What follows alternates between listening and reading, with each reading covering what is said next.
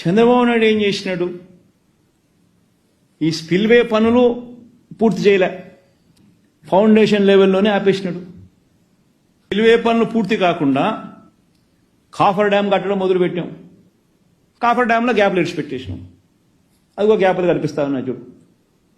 So 2400 మీటర్ల విస్తీర్ణం ఉన్న గోదావరి నది కేవలం ఈ చిన్న చిన్న గ్యాపుల నుంచి నీళ్లు ప్రవహించాల్సి వచ్చింది. సో ఆ గ్యాపుల్లో మాత్రమే నది పోయేసరికి ఏమైంది? వెలాసిటీ పెరుగుతుంది. వెలాసిటీ పెరిగితే ఏమవుతుంది? స్కౌరింగ్ జరుగుతుంది. స్కౌరింగ్ జరిగితే ఏమైంది? కింద 22 మీటర్ల నుంచి 33 మీటర్ల డైఫ్రమ్ వాల్, అంటే కాఫర్ డ్యామ్ కింద ఉన్న స్ట్రక్చర్ను, ఫౌండేషన్ స్ట్రక్చర్ను డైఫ్రమ్ వాల్ అంటారు. ఫౌండేషన్ మొత్తం ఎగిరిపోయినాయి. అసలు ఎవడన్నా బుద్ధునోడు ఎవడన్నా కానీ ఇటు చేస్తాడా? మీరే ఆలోచన చేయండి.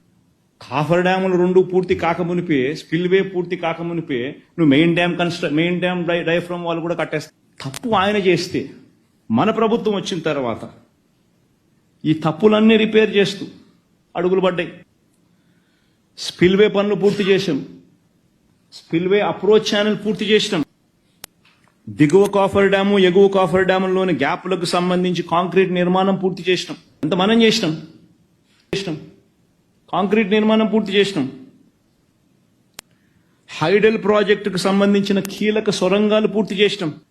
ఇవన్నీ మనం చేశాం కాబట్టే గోదావరి నదిని ఒక చారిత్రాత్మక ఘట్టం మళ్లించాం స్పిల్వే మీద నుంచి.